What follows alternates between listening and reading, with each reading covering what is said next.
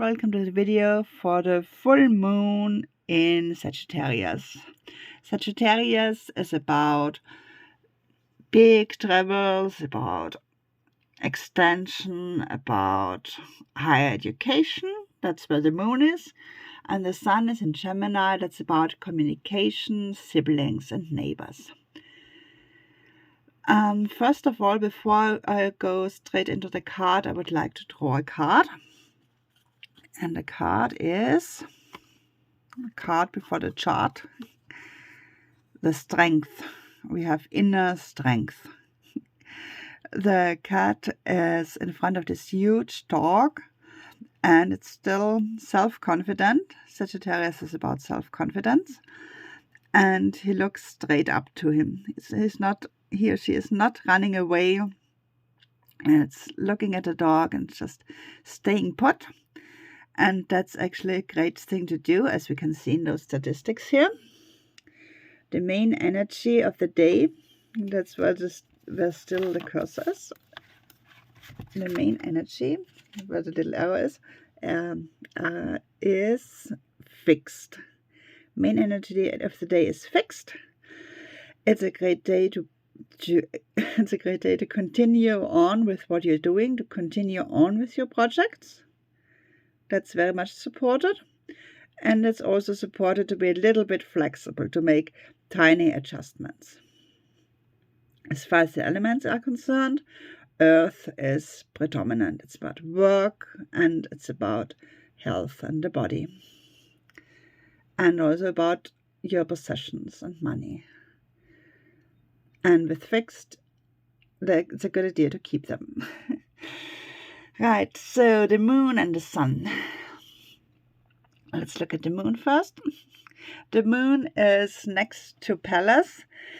Pallas is the asteroid of strategy, of good strategy, and it's in Scorpio. And Scorpio right now is in Scorpio right now. That has changed in the last couple of days. And in Scorpio, Sagittarius is about having a good strategy with regards to detail in a way, but also with regards to what is hidden.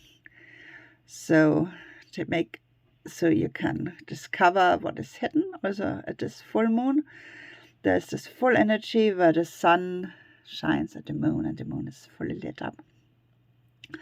And that can also bring something to the front of your consciousness which has been hidden before. Then there are those aspects. The first one over here goes to Pluto.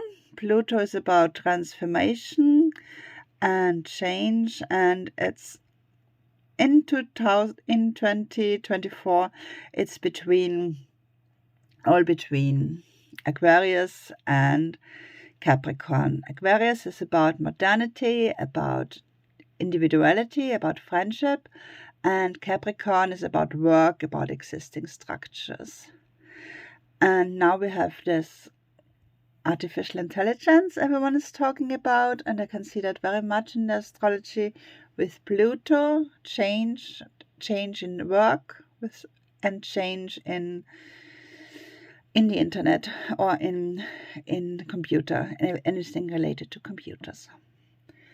And also the thing related to computers will be there also for the upcoming 20 years. This is how long Pluto will take from November 19 onwards through the sign of Aquarius.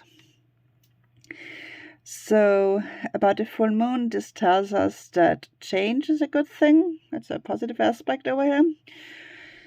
It's a good thing to change something in your friendships, like contact a friend you haven't contacted in a while. With Pluto really next to Capricorn, it can also be a change in relation to colleagues. Because Capricorn is about work. Aquarius is about individuals, so the individuals you work with. Alright. Then the moon is also connected to Neptune. There's a fast energy going on with Neptune. Neptune is about your dreams. it's still in the sign of dreams, but it's also already next to the sign of action. The sign of dreams is Pisces, of course, the blue sign, and the sign of action is Aries. So you can take some action to fulfill your dreams. And then the third line going up down here, that's to Trans-Pluto. Trans-Pluto is in Virgo. Trans-Pluto is going very slowly. It has been in Virgo since 2011 and will be in the sign for more than the upcoming 100 years.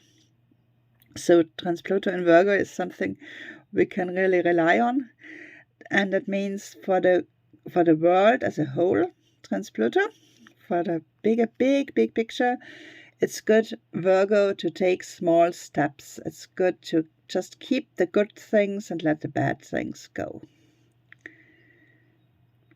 And to take small steps, for example, with your health, eat healthily. That's all a great idea, and there's a lot of energy between taking small steps and the moon, because the line is red, it's a square. Next we have the sun. The sun has also the same 3 relations, as we can see, those lines. I don't know if you remember, but I know that's Pluto, that's Neptune, and that's Trans-Pluto. We just talked about those 3. So let's now look at the close proximity of the sun. Here we have Neptune and Venus. No, sorry, that's not Neptune. We have Jupiter and Venus.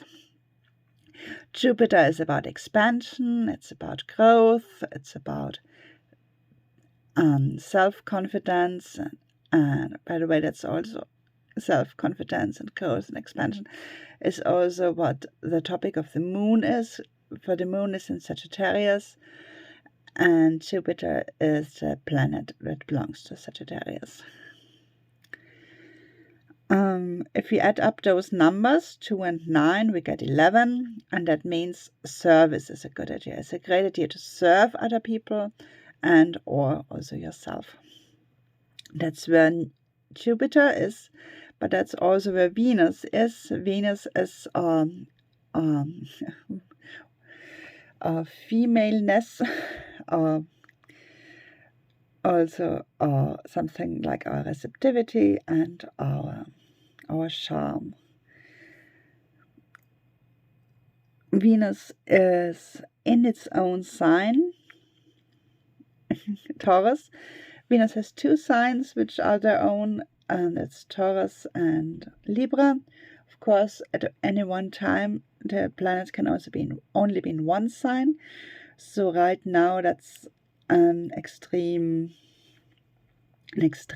form of femaleness. The women are strong, and so are men, because by chance at this time also Mars is in its own sign, Aries. So the manlyhood is in the man's sign, and the womanhood is in the woman's sign, and I think that's pretty harmonious. I like that. So that was the chart between the sun and the moon and their connection. The card I have drawn is Strength, and Strength is also a card of the Major Arcana, which means it's a big theme. It's a big theme to find your inner lion, to, perhaps this picture where there's a lion and a cat in front of the mirror, and in the mirror it sees a lion. And that's what you can do at this time of the moon in Sagittarius, of the full moon in Sagittarius, because it's an energy of expansion and of being very much self-confident. Have a wonderful time. Talk to you next time.